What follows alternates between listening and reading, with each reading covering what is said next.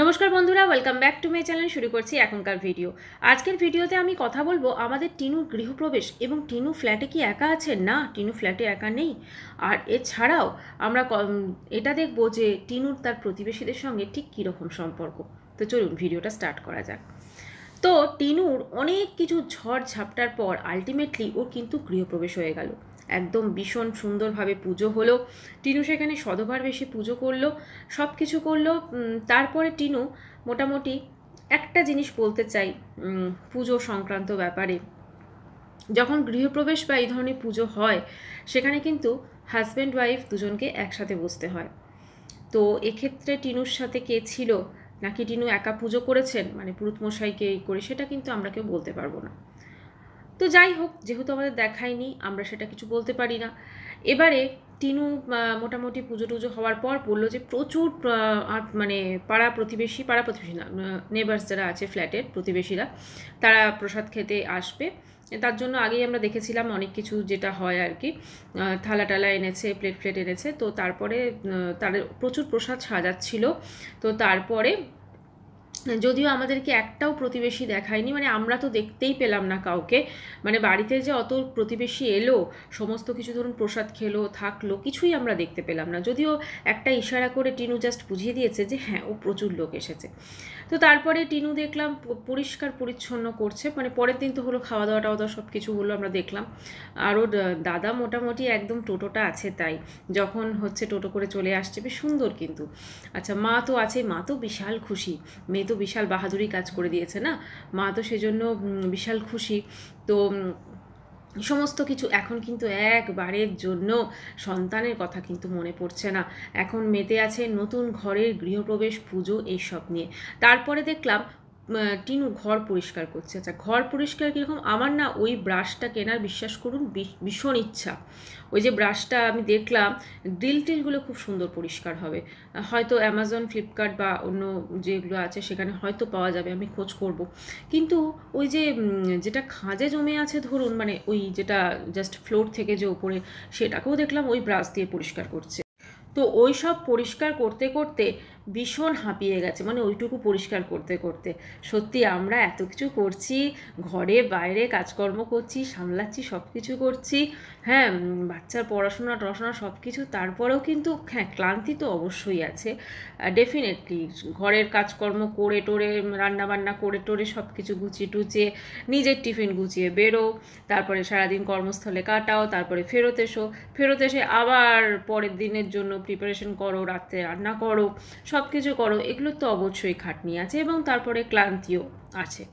তো যার জন্য তো মাঝে মাঝে একটু আমাদের শরীরেরও মানে হয় আর কি খারাপ, যার জন্য আমি কদিন ঠিকঠাক ভিডিও দিতে পারছি না। তো যাই হোক, সেটা ব্যাপার না, ব্যাপারটা হচ্ছে ওইটুকু কাজ করেই হাঁপিয়ে গেল। আসলে ওর যে প্রবলেমটা হয়েছে মেনলি, ও ভীষণ মোটা হয়ে গেছে। কারণ এতটা ওয়েট ওর ছিল না। ও তো কী সমস্ত ওই হার্বাল লাইফ টাইপ করে না, তো ওইগুলো করলে তো শুনেছি রোগা হয়, মানে অনেক কিছু ওর মধ্যে থাকে। তো ওদের ডায়েট ফায়েট সব কিছুই এফেক্ট দেখছি না। আসলে এফেক্ট দেখবো কী করে? মোমো, চিকেন পকোড়া, মিষ্টি, আরও ইত্যাদি ইত্যাদি প্রচুর খাওয়া দাওয়া তো চলছে, কী করে আর রোগা হবে? তো যাই হোক, মোটামুটি ওইসব করে টোরে তারপরে দেখলাম, তারপরে আজকের ভিডিওতে দেখলাম যে মাকে মোটামুটি খাইয়ে দাইয়ে পাঠিয়ে দিল। তারপরে বললো আমি একা, আমি একা, আমি 10 বার বলতে হচ্ছে আমি একা। টাইটেলও দিয়েছে আমি একা কাটালাম, তারপরে ভিডিওতে 10 বার বলতে হচ্ছে আমি একা। কেন একা ছিল না, দোকা ছিল নাকি? হতেই পারে। তো যাই হোক, মোটামুটি সারাদিন কাটানোর পর তারপর রাত্রিবেলা কিন্তু যে রান্নাটা করলো, সেটা তো বোঝা গেল যে ও একা আছে। যদিও ডিমের ভুজিয়াটা অনেকটা পরিমাণে ছিল আর পরোটা ছিল 3টে, তো মোটামুটি তারপর করে টোরে হলো। এখন ব্যাপারটা হচ্ছে এই যে ধরুন ও বারবার করে এটা দেখাচ্ছে প্রতিবেশীদের সঙ্গে ভীষণ সুন্দর সম্পর্ক হয়ে গেছে, অ্যাকচুয়ালি কোনো সম্পর্কই হয়নি প্রতিবেশীদের সঙ্গে। আর ওখানে ধরুন এরকম একটা মহিলা যদি একা থাকতে আসে, যদিও তার বাড়ির লোক ফোক দিয়েছে, প্রতিবেশীদেরও একটা কিন্তু উৎসাহ কিন্তু থাকবে। যদিও নিশ্চয়ই ও কাউকে না কাউকে, যখন সদবার বেশে আছে, কাউকে না কাউকে হাজব্যান্ড বলে তো পরিচয় দিয়েছে, তাই না? বা হয়তো লোকে জিজ্ঞেস করলে বলেছে না বাইরে থাকে বা কিছু একটা।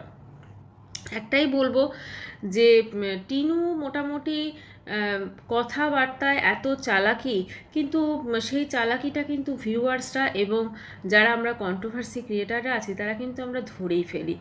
আজকে ও ফ্ল্যাটটা অবশ্যই নিয়েছে ওর ছেলের ভবিষ্যতের কথা যেটা কোর্টকে দেখাবে, ঠিক আছে, ওই জন্য হয়তো ফ্ল্যাট নিয়েছে, কিন্তু ওই ফ্ল্যাটে ও কিন্তু একা নেই, সেটা কিন্তু অনেকভাবে বোঝা যাচ্ছে।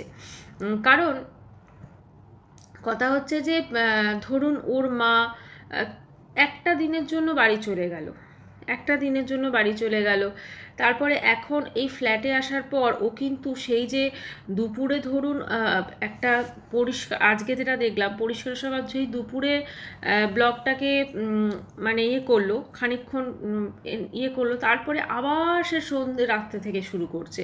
তো এই মাঝের টাইমটা কিন্তু কোনো ব্লগ দিচ্ছে না, প্লাস অনেক পুরনো ব্লগ দিচ্ছে, অনেক বাসি ব্লগ দিচ্ছে, ওরা মানে টাইম পাচ্ছে না, নতুন নতুন সংসার তো টাইম পাচ্ছে না। খুব খারাপ লাগে ভাবতে যে আজকে এত চারিদিকে পরকীয়া পরকীয়া পরকীয়া শুনছি না, এ তো জলজান্ত দেখতে পাচ্ছি আমরা সব কিছুই। এমন একটা দিন আসবে না তো যেদিন বিয়েটাই উঠে যাবে? বিশ্বাস করুন, এখন বিশ্বাস মানুষের প্রতি না কোনো মানুষ করতে পারবে না এসব দেখার পর।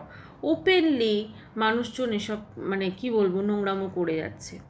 আজকে ও যতই বলুক ওই ফ্ল্যাটে ও একা আছে, ওই ফ্ল্যাটে কিন্তু একা নেই, ওই ফ্ল্যাটেও একা নেই, ওর সাথে ডেফিনেটলি কেউ না কেউ আছে।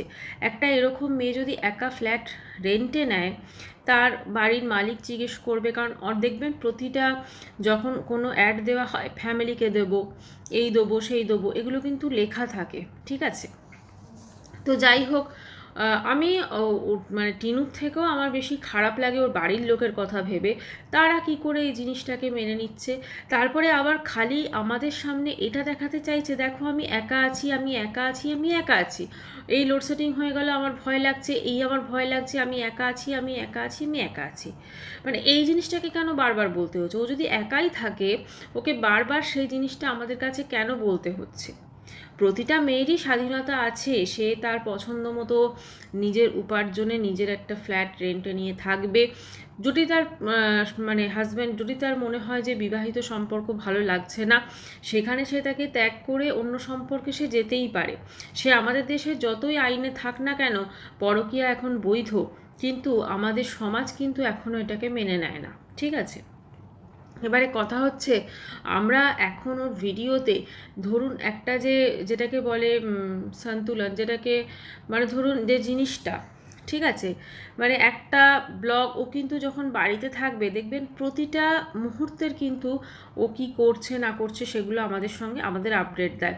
কিন্তু এখন ফ্ল্যাটে যাওয়ার পর মাঝখানে লম্বা একটা গ্যাপ, তারপরে আবার সে শুরু করছে, তারপরে আবার সে ভিডিওটাকে শুরু করছে। তার মানে কি মাঝের অংশটা সে বিজি থেকেছে কোথাও না কোথাও, তাই না? সে কোথাও না কোথাও বিজি থেকেছে।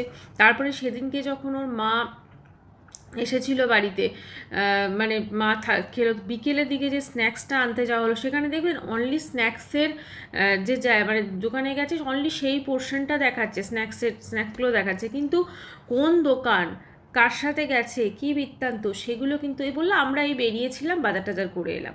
মানে মানুষজনকে বোকা ভাবে, সোজা কথা বোকা ভাবে। আজকে এই টোটাল জিনিসটা ও যে এত ওর চ্যানেলটা গ্রো করেছে এবং এত কিছু হয়েছে, এটা কিন্তু শুধুমাত্র ওর পরকীয়া বিক্রি করে। ও পরকীয়া বিক্রি করেনি, কিন্তু ও যেটা করেছে ওই একটা কমিউনিটি পোস্টে দিয়ে দিয়েছে, আর বাকি তোর হাজব্যান্ড বলেই দিয়েছে। শুধু এই কেচ্ছাটা বিক্রি করে কিন্তু ভালোই চালাচ্ছে হাজব্যান্ড ওয়াইফ। আমি তো শুধু একা এর দোষ দেব না, শুধু একা এর দোষ নয়। আজকে ওর হাজব্যান্ড ফোনদীপ সে কী করছে, সেও তো তাই করছে, একটা একটা করে বউয়ের কিছু এরকম বের করছে, তারপর সেটা নিয়ে টাইটেলে দিয়ে দিচ্ছে, থাম্বনেলে দিয়ে দিচ্ছে, ব্যাস হয়ে যাচ্ছে। সেও কিন্তু এইভাবেই ভিউজ কামাচ্ছে। আজকে এরা নিজেদের পার্সোনাল প্রবলেমটাকে ওপেনলি সোশ্যাল মিডিয়ায় এনে নিয়েছে পুরো, এবং এনে তারপরে সে এইটাকে বিজনেস করছে, ঠিক আছে। আমার তো খুব অদ্ভুত লাগছে টিনু যা ওর কাজের বহর, ঠিক আছে, মানে সামান্য ধরুন ওইটুকু পরিষ্কার করছে, তাতেই ও যেভাবে হাঁপিয়ে যাচ্ছে, অবশ্যই ওর চেহারাটা প্রচণ্ড মোটা হয়ে গেছে। তো আমার লাগছে ও যে পুরো ঘরের কাজকর্ম এবং মানে ফ্ল্যাটের কী করে করবে একা থাকলে, আমি সেটাই ভাবছি। মানে বাড়িতে তো ঠিক আছে কিছুই করতো না, হয়তো কিছু একটা কেটে একটুখানি রান্না করছে, বা ওর বৌদি রান্না করছে, ওর মা রান্না করছে, সেটাই দেখাতো। কিন্তু এখানে তো ওকে নিজেকে রান্না করতে হবে। এখন দেখলাম বড়া ফড়া ভাজছে, এই করছে, কি সে তো ওইটুকুতে হবে না, নিজের জন্য হলেও তো কিছু রান্না করতে হবে। একদিন ঠিক আছে, তারপরে তো জিনিসটা ওর পক্ষে বেশ ভালোই একঘেয়ে হয়ে যাবে। তো যাই হোক, সেটা একান্তই ওর পার্সোনাল প্রবলেম, সেটা তো আমরা কিছু বলতে পারি না। তবে একটাই বলবো, আজকে বললো যে ছেলের জন্য ফ্ল্যাট নিল, যে ছেলের জন্য এত কিছু কিছু, এই পুজো হলো, পুজোতে আমি তো শুনিনি অ্যাটলিস্ট ওর ছেলের কথাও একবারও বললো, বা অন্য কিছু ভবিষ্যৎ কিছুই বললো না। মানে ছেলের কথা মানে একটু হলেও বললো না। তাহলে সত্যি কি ও ছেলের প্রতি কোনো টান আছে? সেটা কিন্তু ভেবে দেখার বিষয়। মানে আর একটা জিনিস, ওই হ্যাঁ, ফোন করে করে কেউ এলে, মানে ধরুন আসছে, ও দাদা আসছে, ফোন করে করে এই ব্যাপারটা আমি ঠিক বুঝলাম না। মানে দরজাতে এটাও ভয় আছে না, কারণ ফ্ল্যাটটা তো মোটামুটি এখন অনেকে জেনে গেছেন ফ্ল্যাটটা কোথায়, কি বৃত্তান্ত। তো কেউ যদি পৌঁছে যায় হট করে, ধরুন কেউ যদি পৌঁছে যায় হট করে, সেই জন্য কলিং বেল শুধু টিপলে হবে না, ফোন করে তারপরে ও দরজা খুলবে। মানে বোঝাই যাচ্ছে কোথাও না কোথাও তো একটা ঘোটালা আছে, কোথাও না কোথাও একটা কিছু আছে।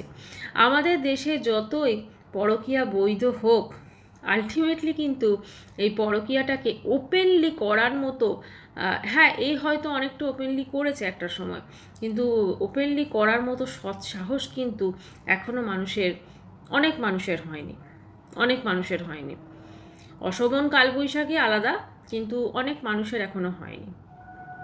তো একটাই বলবো যে বাচ্চাটার কথা ভেবে তো ফ্ল্যাটটা নিল, তো সেখানে বাচ্চাটার কথা একবারও এখন, হ্যাঁ ঠিক আছে এখন না হয় কাস্টাডি কেসের মানে কি বলবো, এখনও নিষ্পত্তি হয়নি, ওটা চলছে, ওটা কিন্তু চলছে চলবে এরকম একটা ব্যাপার, চলছে চলবে, ঠিক আছে। তো তার মাঝখানে বেশ যতদিন ফ্ল্যাটে একা থাকে বেশ ভালোই আর কি, ওর ভালো হয় সব দিক থেকেই। সত্যি এরকমও যে দিন আসবে, একটা সুন্দর সংসার, দেখুন সংসারে আমি এটা বলছি না যে ফন্দীপ খুব ভালো স্বামী বা ও শাশুড়ি খুব ভালো, কিন্তু একটা জিনিস তো ঠিক যে আজকে ধরুন টিনুর কাজের আমরা যেরকম বহর দেখছি, ও শাশুড়ি কিন্তু সমস্ত কাজ করতো বাড়িতে, সমস্ত কাজ। হ্যাঁ তিনি একটু অন্য টাইপের, তিনি তার নিজের মেয়েকেই ত্যাগ করে দিয়েছেন, ঠিক আছে। তারপরে ধরুন ফন্দীপ যেমনই হোক, যখন বিয়ে হয়েছিল, একটা সন্তান ছিল, এই সম্পর্কটাকে নিয়ে কিন্তু ও কাটাতে পারতো। একটা ওরকম থার্ড ক্লাস, আমি তো ফোকলাকে সত্যি কথা থার্ড ক্লাস লাগে পুরো, ওরকম থার্ড ক্লাস একটা, যার বড় বড় কথা, আওয়াজ বেশি, কাজে কিছু নয়, সেরকম একটা ছেলের মানে ওপর ভরসা করে নিজের সংসার, সন্তান, নিজের ভালো থাকা সব কিছু, যতই যেখানে থাকুক, নিজের শ্বশুরবাড়িতেও যখন ছিল, ও যেইভাবে ছিল, যে সম্মানে ছিল, যে আমি তো বলবো দেখুন যথেষ্ট যত্নে, যথেষ্ট ভালোবাসায় ছিল।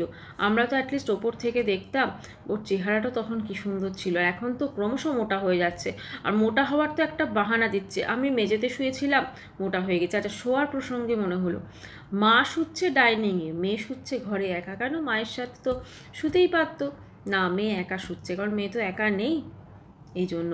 সত্যি কীরকম মা বাবা, হ্যাঁ, মেয়ের এরকম কাজকর্মগুলোকে মেনে নিল, আর কিচ্ছু বলার নেই। সত্যি একটাই বলবো যে মতিচ্ছন্ন হলে মানুষের ঠিক এরকমই হয়, একটা সুন্দর সংসার সব কিছু ছেড়ে সে চলে এলো, চলে এসে এখন সে তার হাজব্যান্ডকে জব্দ করার জন্যই এক প্রকার ওই কাস্টাডি কেসটা করেছে।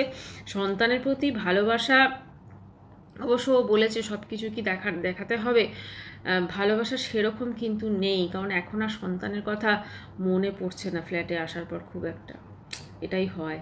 তো যাই হোক, সেটা তো যত দিন যাবে আমরা দেখতেই পাবো কি হচ্ছে না হচ্ছে। তবে একটা কথা বলবো, না তো ফন্দীপের জন্য খারাপ লাগে, না টিনুর জন্য খারাপ লাগে, শুধু খারাপ লাগে ওদের ওই ফুটফুটে সন্তানটির জন্য। ও কিন্তু এরকম লাইফ ডিজার্ভ করে না, ও কিন্তু মা বাবা দুজনের মানে সাহচর্য পাওয়ার মানে কি বলবো যোগ্য, মা বাবার সঙ্গেই ও মানুষ হওয়ার ওরও হবার অধিকার ছিল। কিন্তু আজকে শুধুমাত্র মায়ের এরকম একটা কর্মকাণ্ডের জন্য পুরো জিনিসটাই কিন্তু পুরো বিগড়ে দিয়েছে। আজকে ওর এই কর্মকাণ্ডের দাগটা না ওর ছেলের গায়েও লেগে রইল। যাই হোক বন্ধুরা, কিছু বলার নেই, এগুলো শুধু দেখে যাওয়া। আর আমরা যেহেতু কন্ট্রোভার্সি ক্রিয়েটার, আমরা হয়তো এটাকে নিয়ে আলোচনা করছি, কিন্তু রিয়েল যাদের কষ্ট হয়তো হচ্ছে সত্যি সত্যি এই টোটাল জিনিসটাতে, সেটা তারাই ফেস করতে পারছে, আমরা হয়তো বুঝতে পারবো না অতটা। যাই হোক, ভিডিওটা এখানেই শেষ করছি। যদি চ্যানেলটি ভালো লাগে তো অবশ্যই করে সাবস্ক্রাইব করার অনুরোধ রইল। বাই, সবাই খুব ভালো থাকবেন।